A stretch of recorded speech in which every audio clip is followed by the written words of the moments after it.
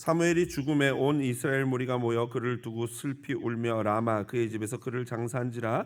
다윗이 일어나 바란 광야로 내려가니라.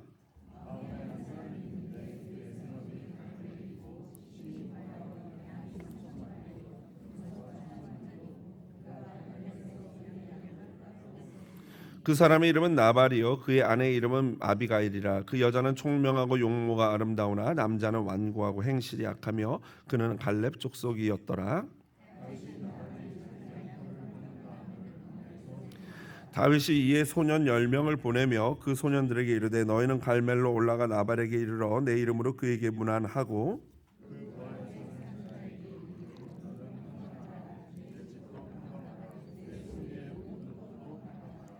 내게 양털 깎는 자들이 있다함을 이제 내가 들었노라. 내 목자들이 우리와 함께 있었으나 우리가 그들을 해하지 아니하였고 그들이 갈멜에 있는 동안에 그들의 것을 하나도 잃지 아니하였나니 그들이 내게 말하리라. 그런즉 내 소년들이 내게 은혜를 얻게 하라. 우리가 좋은 날에 왔은즉 내 손에 있는 대로. 다윗의 소년들이 가서 다윗의 이름으로 이 모든 말을 나발에게 말하기를 마침에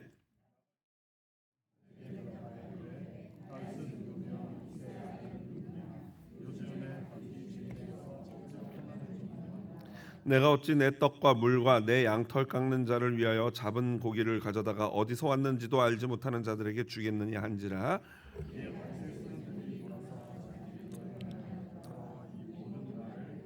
다 같이요. 다윗이 자기 사람들에게 이르되 너희는 각기 칼을 차라.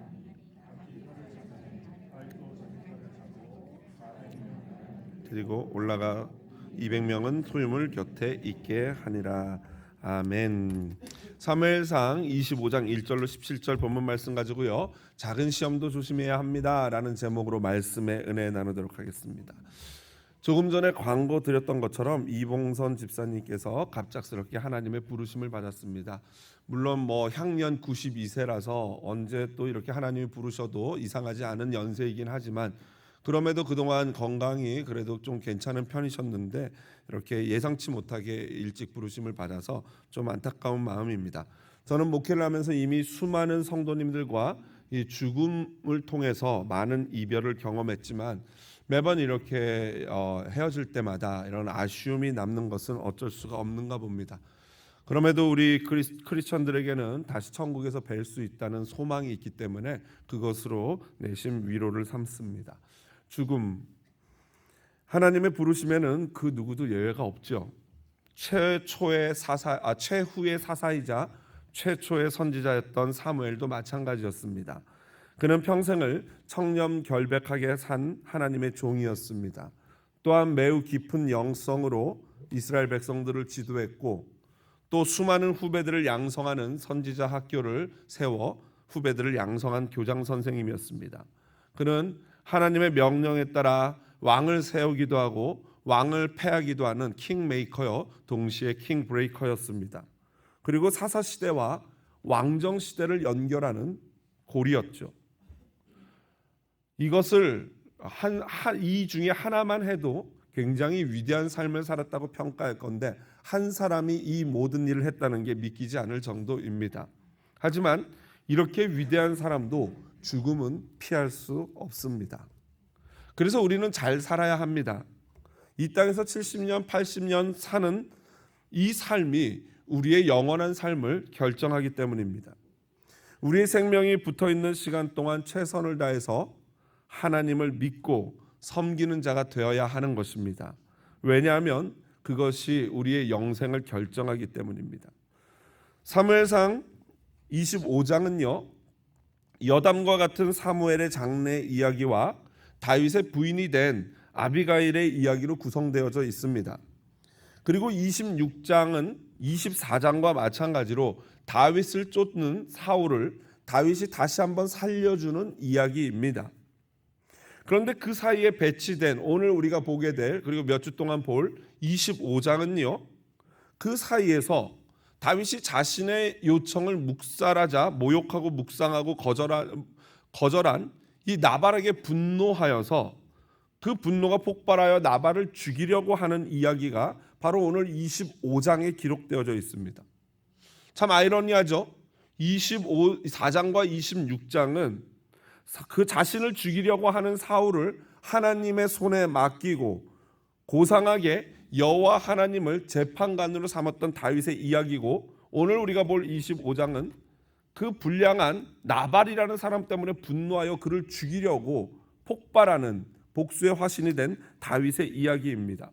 여러분, 어떤 다윗이 진짜일까요? 자신을 죽이려고 하는 원수와 같은 사울을 용서하고 살려주는 다윗이 진짜입니까? 아니면 미련한 사람, 별로 가치 없는 그 나발 때문에 폭발하여 스스로 재판관이 되어 나발은 물론이고 그 집에 있는 모든 남자까지도 다 죽이려고 하는 이 복수의 화신의 모습인 다윗이 진짜일까요? 아마도 사무엘서 저자는요, 두 가지 모습 모두가 다윗이다, 그리고 그 다윗이 바로 너희들이다 라고 우리에게 말하려는 것 같습니다. 두 모습의 다윗은 다른 사람이 아닙니다. 한 사람이죠.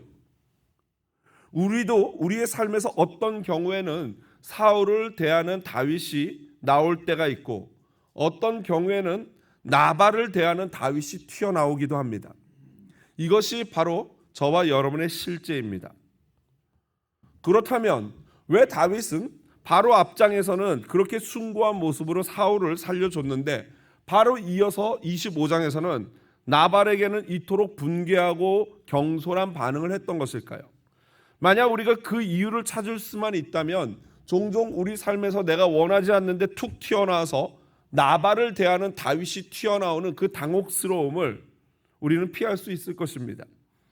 함께 오늘 본문과 더불어 앞으로 25장 전체 이야기를 연구하면서 어떻게 해야 내 삶의 전 영역에서 모든 순간 하나님을 나의 재판관으로 삼을 수 있을지 함께 고민해 보도록 하겠습니다. 대부분의 부부는 부창부수입니다. 가만히 여러분 부부를 보십시오. 남편과 아내가 그렇게 잘 맞아 떨어질 수가 없습니다. 그렇죠? 옆에 분 한번 보십시오. 그렇죠? 근데 제 눈의 안경이라고 모든 부부를 보면 그렇게 잘 어울리고 잘 맞습니다. 그런데 간혹 가다 보면요, 어떤 부부는 저 두 분이 어떻게 만났지? 참 다른데, 참 어울리지 않는데, 그런 분들이 간혹 있단 말이죠. 오늘 본문에 등장하는 나발과 아비가일이 그렇습니다. 두 부부는요, 이름에서부터 상반됩니다. 아비가일이라는 이름은요, 나의 아버지는 기쁨이다 라는 이름입니다. 아마도 아버지가 이름을 지은 것 같아요. 딸을 보면서 너무 좋아가지고 아빠가 너 때문에 너무 기쁘다 하면서 그 아비가일이라는 이름을 지어준 것 같아요. 아니면은 하나님 아버지가 너의 기쁨이다, 하나님 아버지를 너의 기쁨으로 삼아라 라는 그런 의미로 지었을 수도 있습니다. 어쨌든 반면에 아비가일의 남편인 나발의 이름의 의미가 뭔지 아십니까?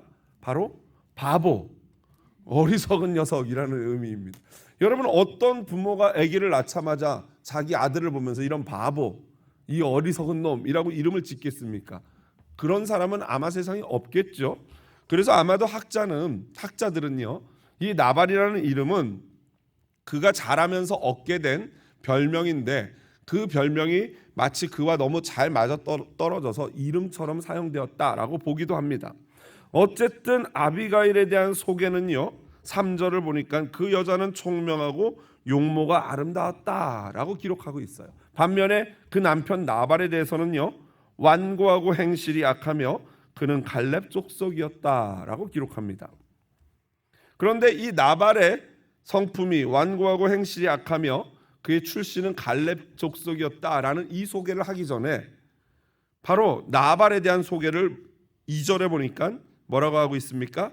심히 부자다, 심히 부하다라고 소개하고 있어요. 여러분, 부자가 나쁜 것입니까? 절대 아니죠. 부자는 너무나도 좋은 것입니다. 제가 설교 준비를 어제 하면서 이 본문을 보면서 그런 기도가 절로 나오더라고요. 제발 우리 교회 성도님들이 심히 부자 됐으면 좋겠다. 아멘 하신 분만 부자 되라고 하면 안 되겠죠. 다시 한번 하겠습니다. 우리 교회 성도님들이 심히 부자가 됐으면 좋겠습니다. 아멘이시죠? 아멘입니다. 부자는 나쁜 게 아니고 너무나 감사하고 좋은 거죠. 그런데 문제는 이 사무엘서 저자가 나발이라는 사람을 소개하는데 그의 인격이 이렇게 고상했고 이런 착한 일을 했고 이런 선한 행위를 했다라고 소개를 하는 것이 아니라 가장 먼저 뭘 소개를 해요? 그저 돈이 많았다를 소개한다는 거예요.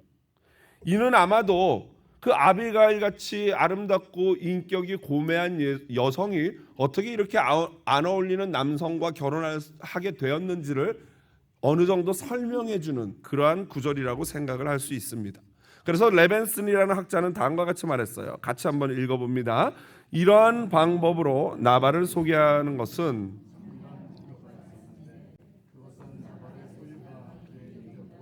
우선하였기 때문이다. 그의 삶은 그의 재산으로 규정되곤 하였다. 나발은 그의 재산을 지키기 위하여 살았으며 그는 자신의 재산으로 인한 방탕 속에서 쾌락 속에서 죽었다. 여기서 그의 재산으로 인한 방탕이라는 게 우리가 알고 있는 뭐 술 먹고 나이트 가고 놀고 이런 의미가 아니에요.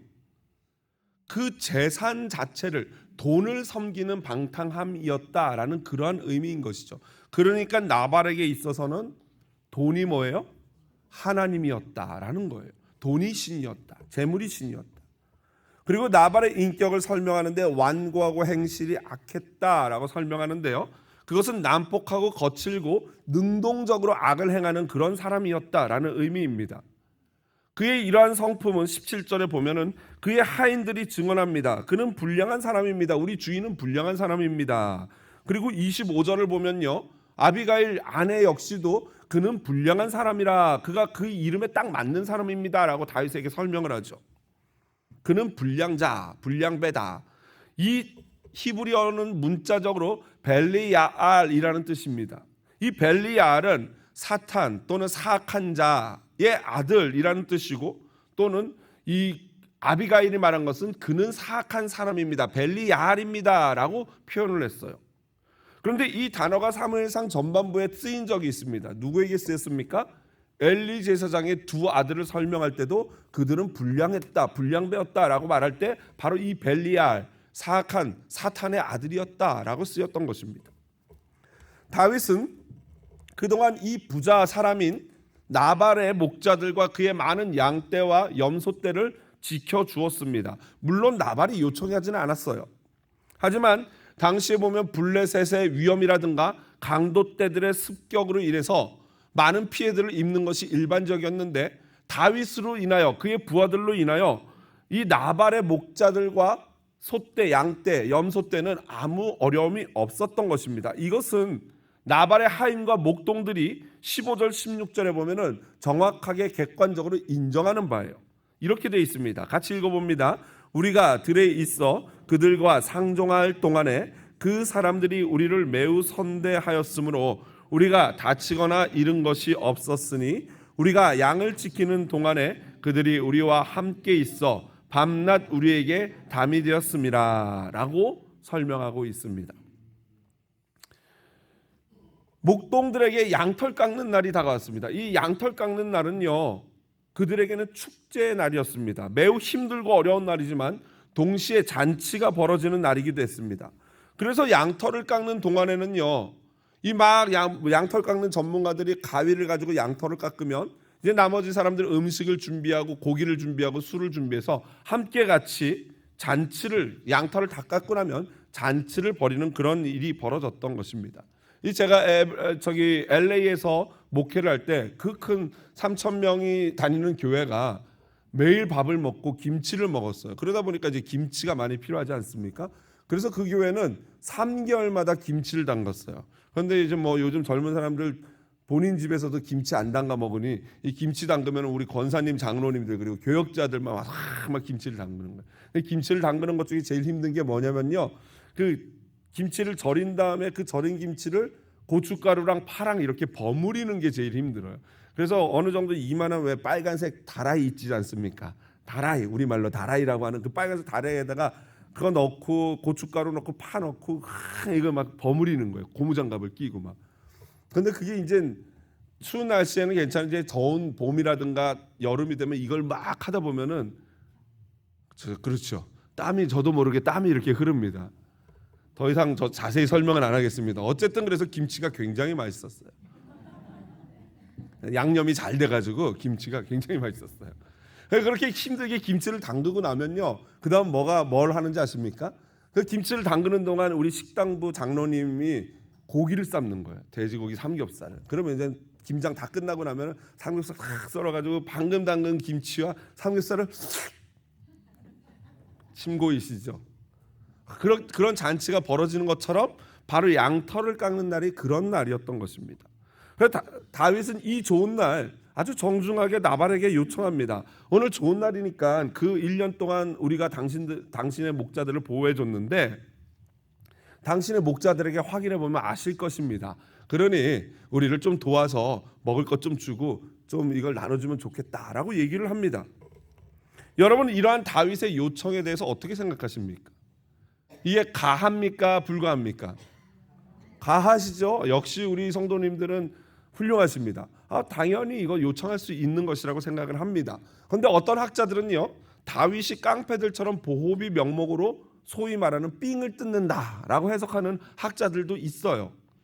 그런데 반대로 어떤 학자들은 이건 마땅히 손님 대접하는 문화가, 우리 왜 이 기독교에는 환대하는 문화가 있잖아요. 유대교에서부터 그게 비롯됐는데 율법에 의해서 이 나그네들을 잘 대접하라는 하나님의 말씀 때문에 유대인들은 나그네들을 환대하는 게 일반적인 문화예요. 거기다가 다윗은 또 그들의 양과 이걸 지켜줬기 때문에 얼마든지 다윗은 그렇게 요청할 수 있는 그러한 입장이었다라고 볼 수 있는 것이죠. 저는 개인적으로 문화적으로도 그렇고 도의적으로도 그렇고 그리고 또 영적으로도 다윗이 하나님의 기름 부음 받은 이미 왕이 아닙니까? 그렇기 때문에 얼마든지 다윗은 이 요청하고 그리고 그 대가를 지불하는 것은 굉장히 당연한 것이다라고 생각을 합니다. 더군다나 다윗이요, 에헴 내가 왕인데 어디 하면서 강압적이나 고압적으로 그것을 요청한 것이 아니라 매우 정중하게, 여러분 읽어보시면 알겠죠? 매우 겸손하고 정중하게 그것들을 요청하는 것을 우리는 볼 수 있습니다. 먼저 다윗이 평강을 빌었죠. 이것도 평화, 이것도 샬롬, 저것도 샬롬, 이것도 샬롬 하면서 평화를 빌었어요. 그 다음에 자신이 했던 일을 객관적으로 당신의 목자들에게 물어봐도 설명해 줄 것입니다 라고 객관적으로 말을 했어요. 그리고 마지막에는 보면은 8절에 보면은 은혜를 구합니다. 우리에게 은혜를 주십시오. 그러면서 심지어 자기의 부하들을 나발의 종이라고 표현하고 심지어 다윗 자신도 당신의 아들입니다 라고 표현을 했어요. 여러분, 이 정도 했으면은 보통의 사람이면 어떻게 하겠습니까? 아유, 맞습니다. 옳은 말씀입니다. 제가 드리겠습니다. 할 거 아닙니까? 그런데 나발은 다음과 같이 대답합니다. 10절 11절 같이 읽어보겠습니다. 나발이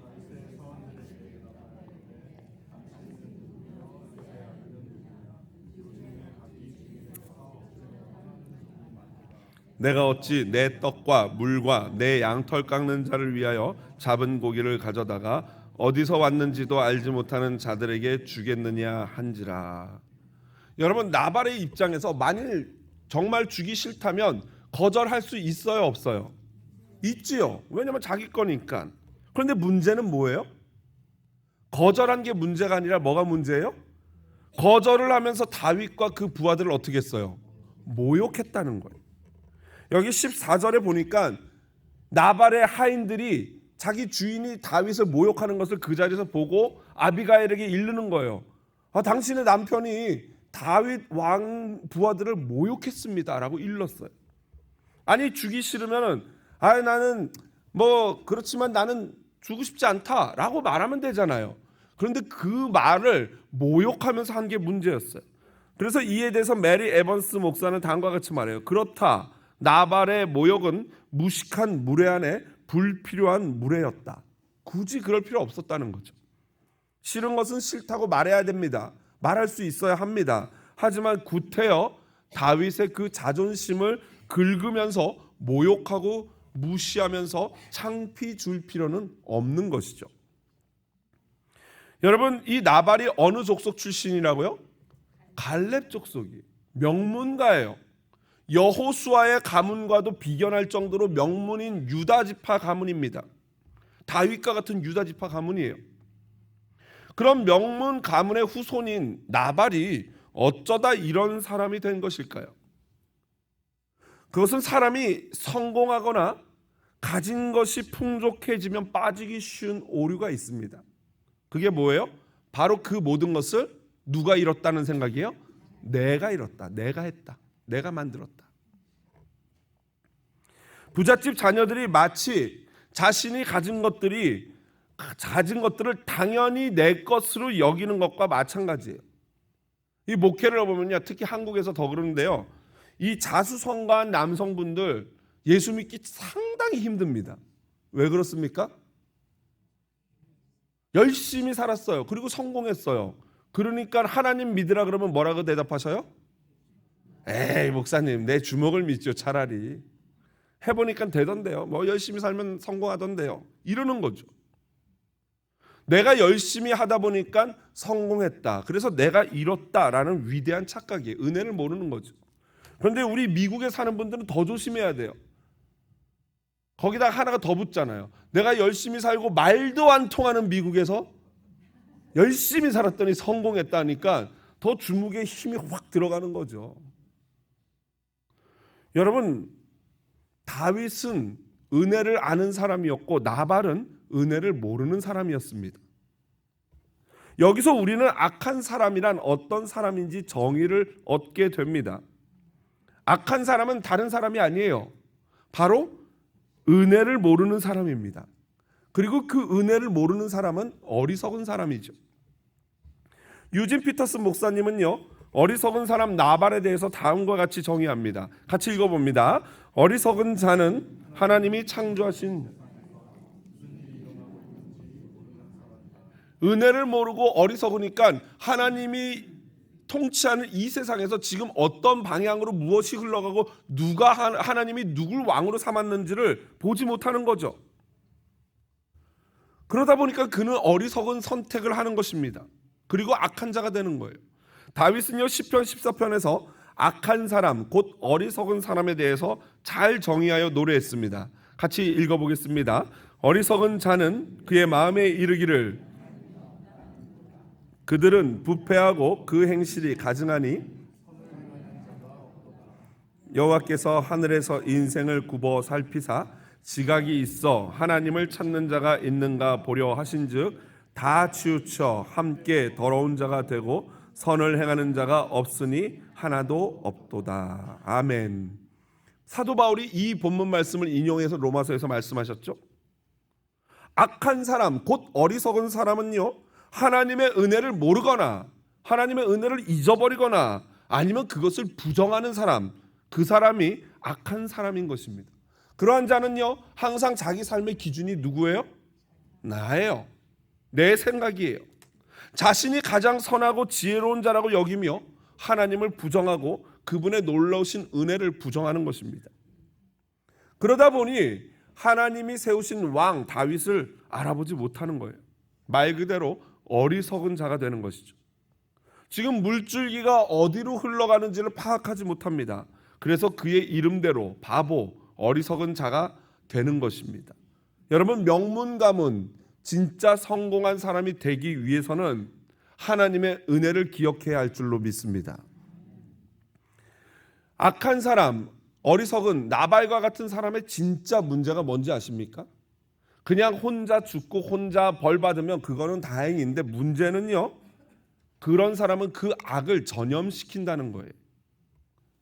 다윗의 전령들이 다윗에게 나발의 말을 그대로 전했습니다. 그들의 보고를 들은 다윗은요, 자신의 병력 600명 중에 3분의 2인 400명에게 칼을 차라고 명령합니다. 그리고 자신도 칼을 차고 나발의 집으로 향합니다. 사무엘서 저자는요, 오늘 이 본문에서 13절에서 다윗과 그의 부하들이 왜 칼을 찼는지를 여기서는 설명하지 않아요. 하지만 다윗이요, 골리앗을 죽일 때 칼을 찼습니까? 안 찼습니까? 칼 안 찼어요. 그런 다윗이 칼을 찼다는 것은 시사하는 바가 크죠. 지금 그는 하나님을 의지하는 게 아니고 뭘 의지하는 거예요? 칼을 의지하는 거예요. 예수님은 당신을 잡으려는 병사에게 칼을 휘두른 베드로한테 이렇게 말씀하셨죠. 이에 예수께서 이르시되 내 칼을 도로 칼집에 꽂으라. 칼을 가지는 자는 다 칼로 망하느니라. 지금 다윗은요, 분노하여서 이성을 잃고 복수의 화신이 되어버렸습니다. 그가 나발의 답변에 대해서 어떻게 말하고 어떻게 반응했는지는 이 13절에는 나오지 않지만 그 이후에 다른 사람들의 입을 빌려서 다윗이 어떤 반응을 했는지를 사무엘서 저자는 기록하고 있습니다. 17절에 보면요, 나발의 종들은 이렇게 얘기해요. 다윗이 주인과 주인의 온 집을 해하기로 결정했습니다. 또 22절을 보면요, 사무엘서 저자는요, 다윗이 이미 다음날 아침까지 나발에게 속한 모든 남자 중 한 사람이라도 남겨놓으면 하나님께서 나에게 벌을 내리시기를 원하노라 라고 말했다고 기록하고 있어요. 여러분, 이 말의 의미가 뭐예요? 지금 22절에 기록된, 내가 나발에 속한 남자 중에 한 명이라도 남겨놓으면 하나님이 나에게 벌을 내리시길 원한다. 지금 다윗과 나발 사이에 누가 재판관이 된 것입니까? 다윗 자신이 재판관의 자리에 올라 앉아버린 것입니다. 불과 바로 앞장에서는 사울이 자신을 죽이려 함에도 재판관의 자리를 하나님께 드리고 하나님이 판단해달라고 요청을 했습니다. 그런데 바로 바로 이어지는 25장에서는 사울 왕도 아니에요. 자기를 죽이려는 사람도 아니에요. 아무 별로 가치 없는 그런 쓸데없는 나발 때문에 다윗은 폭발해서 살인자가 되려고 복수의 화신이 되어버린 것입니다. 여러분은 어떻게 이것을 이해해야 될까요? 유진 피터슨 목사님은 다음과 같이 말했습니다. 같이 읽어봅니다. 복수심에 사로잡혀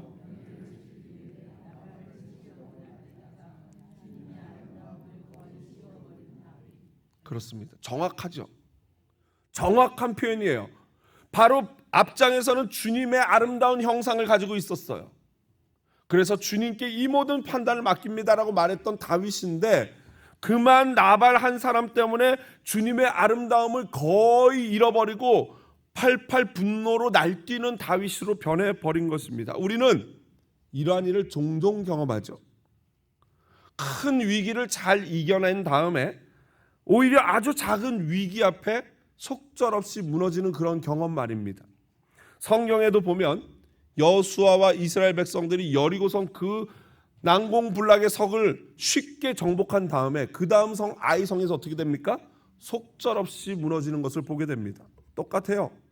다윗은 큰 시험, 사울의 시험을 이겨냈지만 아주 작은 시험에서 아무것도 아닌 존재인 나발에 의하여 소위 긁혀버렸습니다. 자존심에 스크래치가 난 거예요.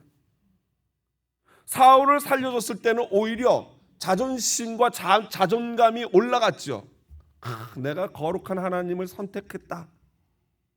그런데 오랜 피난 생활에 지친 현재, 그리고 큰 사울이라는 시험을 통과한 뒤에 약간 마음이 풀린 지금 이 상황에 그동안 다윗의 억눌려 있던 분노와 자존심과 낮아진 자존감이 한꺼번에 폭발해버린 겁니다.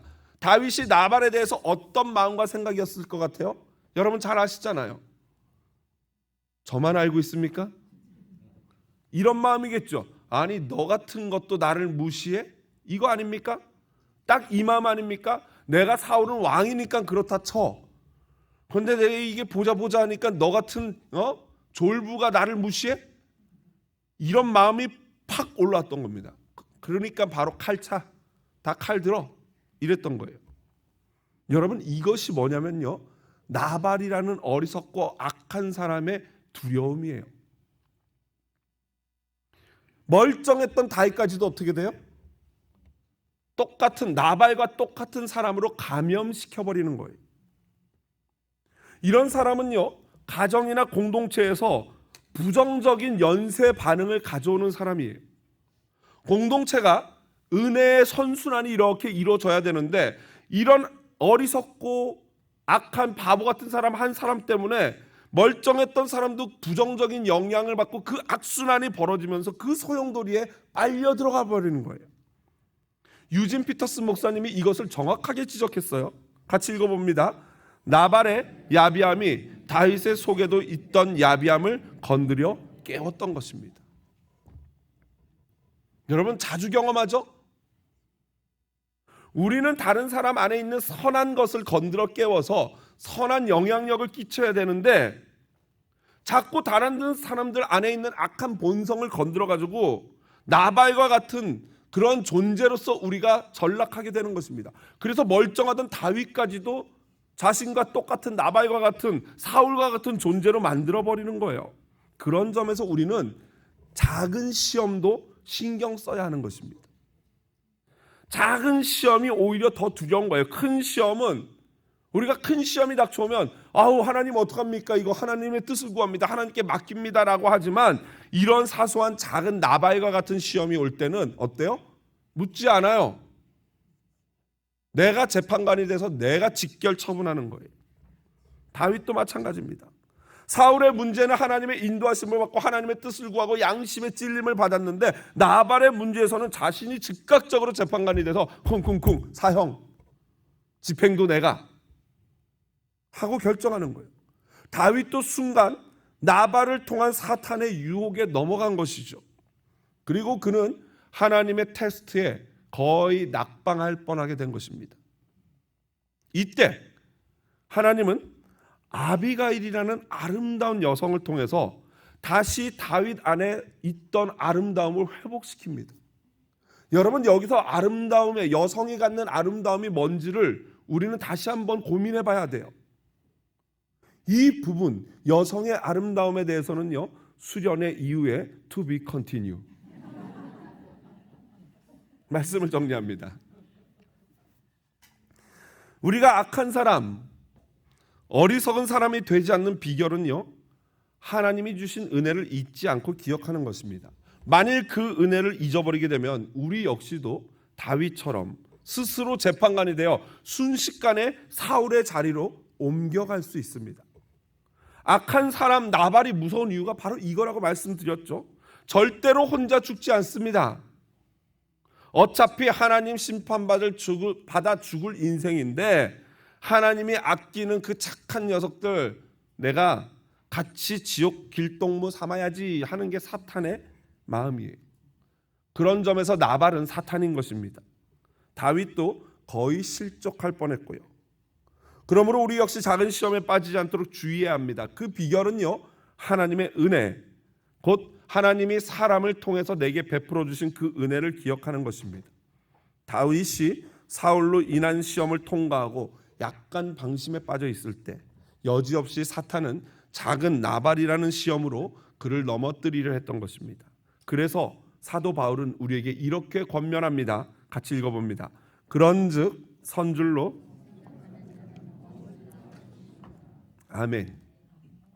여러분 어린아이들이 언제 가장 많이 넘어집니까? 바로 걸음마를 배우기 시작할 때예요. 일어서는 걸 알았어요. 일어설 줄 알아요. 그런데 그때가 가장 많이 넘어지는 때라고 합니다.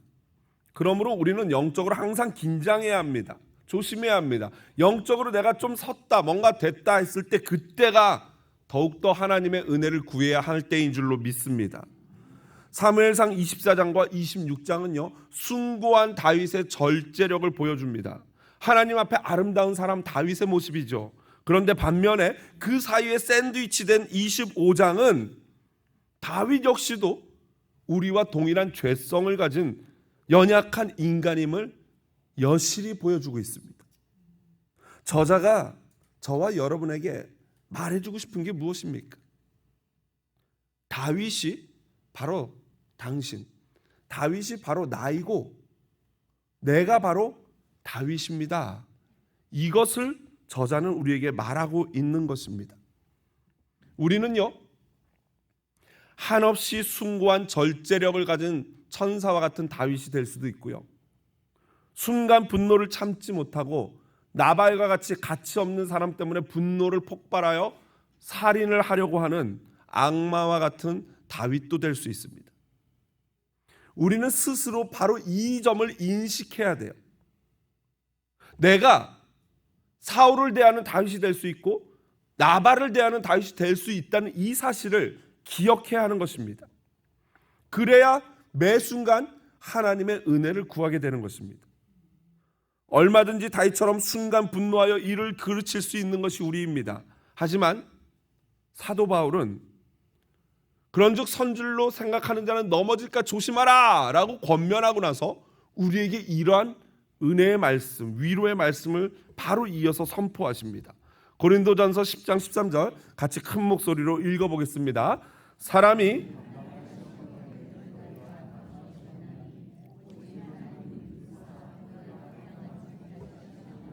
허락하지 아니하시고 시험 당할 즈음에 또한 피할 길을 내사. 아멘. 아멘이시죠? 그렇습니다. 다윗은 실수하지만 하나님은 실수하지 않으시는 줄로 믿습니다.